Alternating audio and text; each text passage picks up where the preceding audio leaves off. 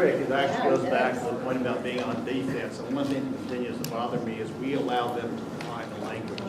If you can redefine. We allow them to define the We language. allow them to redefine the terms of the language. If you can redefine a homeless, a vagrant to be a homeless person, or an illegal immigrant to be, an undocumented alien, Or a man basically caused begin to disaster. win the battle. And we Yeah. need you guys to give us a language in positive terms that puts our values forward that we can use against them. Look, they're the ones who have to change the language because they know the American people won't buy what they're trying to sell if they don't go to Professor Lakoff at Berkeley in order to turn communism into democracy.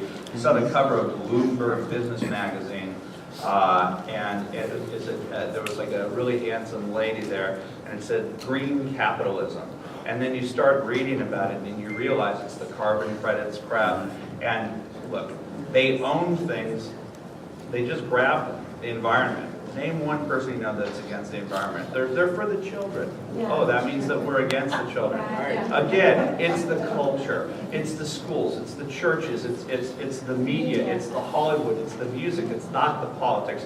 We're here desperately trying to defend the majority's positions on things at the political level because none of us invest our time or effort into the cultural battle. So we are all caught up in 2-year, 4-year, and 6-year electoral cycles. That's how our politicians, you go to them, solve this problem. They only think in terms of their next election cycle. Hollywood is the big problem. This is a 20-year battle. You can't just say, I'm not going to go to the movies anymore, and that's going to be the solution. We have to commit ourselves to the cultural battle. I don't have the exact answers, but if you don't commit to it, if you don't commit to changing your schools, if you don't commit to engaging in the arts, if you don't tell your children as you raise them that the arts matter, that writing matters, that's how you can change the culture, then we're going to continue to lose.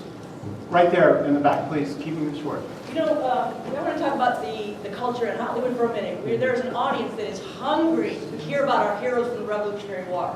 We are hungry to see movies about America and about the goodness of America. What do we have to do to get those movies made? How can we help Hollywood overcome the leftist bias that always makes movies that talk about how our military are the bad guys? We're not going to those movies. We stop going. We're trying not to give them our money. But what can we do positive to bring out the movies we want to see? Well, the television shows that we want to see. The editor of Big Hollywood, John Maltby, in my latest email, Green Zone. I'm hearing Green Zone is a box office catastrophe. 15 million, trying to confirm. This would be, I think, now their 15th box office failure in a row, trying to frame our patriotic military in the worst possible light. But you're going to have to, you can't go to David Geffen and say, will you make a patriotic movie? He won't. He has no obligation as a free person to make a movie that he disagrees with. You better get involved. This is a capitalist society. We're an entrepreneurial society. If you don't have $1 billion, then you figure out, if you can create a website that has 1 million people coming, why not get 1 million people to give $10 each to create these movies? There are ways that we can beat them at their failing system. Andrew, I don't know how long ago you taught me about the funding money and it coming from overseas. It's sort of like watching CNN overseas. If you ever travel to Europe, it's no wonder they hate us because of the way CNN treats us. Is there any hope for, is Mel Gibson our outlet? Or? No conservative movie makers who are willing to... There are a lot of them out there, but they don't have cover. And they don't have financing, and I feel bad for them. Now that I know that they exist and they're out there in growing and large numbers, there is some hope out there. What I wanted to say, what Tom was referring to, is before 2003, the majority of money was made from the domestic box office. Since 2003, and changing drastically, going the other way, more money is made from the foreign box office. So the movies are being created, the heroes that are being created, or the anti-heroes are created, crafted to the foreign audience. And so when you see movies that go against America, it's because that's what they believe they want. And they're being financed by the French, the German, the Saudis. Abu Dhabi and Dubai are funneling money into our system. And if you don't get involved in the American film system, the world is now going to be creating our movies and selling us as the bad guy. Okay, right there, go ahead. Yeah, Andrew. one ocean you're missing is the SIU is in big trouble. 10,000 state workers voted for reducing their dues, and also we're trying to assert this union. So the image is, Question, Andrew. what can we do to get more publicity against the SIU? SEIU. Any ideas? Well, service employees in the union. Andrew's done a great job via his website, because we saw those SEIU members beating the crap out of a Tea Party guy in St. Louis at one of Carnahan's town halls, so that's a start. Ken Gladney. But, yeah, we need to expose their tactics. Anybody who was at many of the town halls in the Bay Area this summer, you saw the SEIU members firsthand. They came in there with their purple shirts, they were proud of it.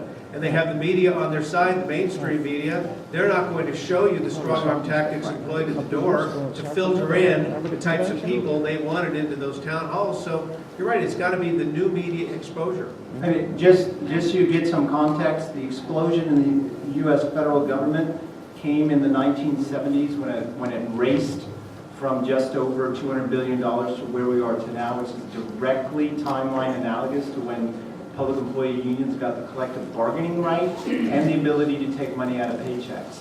The way to stop them is very simple. You need to defund them with the Paycheck Protection Act.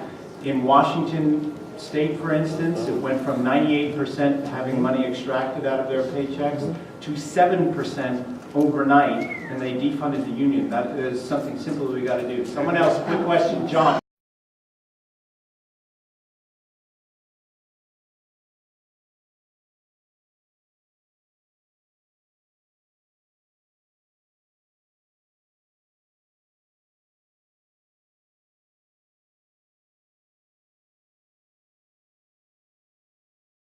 John Villarreal, Conservative New Media.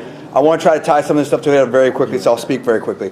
I think what Tom was saying and what some other people were saying, the Tea Party, this and that, whatever, the real thing that needs to happen is an education process. It is harder to be a conservative. You have to be really smart about it. And so one of the things with the left is we want to feed everybody, we want to clothe everybody.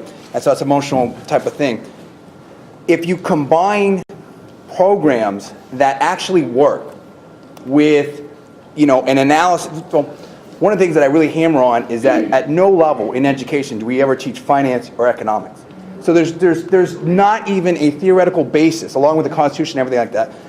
It's great to say Madison, Jefferson, everything like that, but we need stuff that actually works. We need to put the education out there that actually works.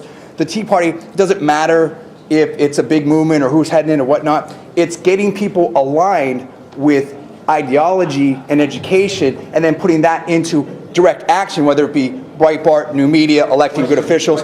Do you agree with that type of, do you agree with that approach? That it's not, we're too theoretical as conservatives, we're lacking practicality in the schools and things of that nature. We need more specific education, and it doesn't matter who's running the Tea Party or whatnot. We have to get direct action involved, whether it be in Hollywood or, all that. You want to turn talk into action, and that's a good idea. You're not going to get it in the schools. There's a reason why free market economic theory is not taught in public schools and government schools, because all of what they do, all of what the public sector exists on is a sham, and the fundamental lack of understanding that the American people have about how wealth is created. So they have no interest in providing an education that makes the recipient of that education skeptical of the process that they're involved in.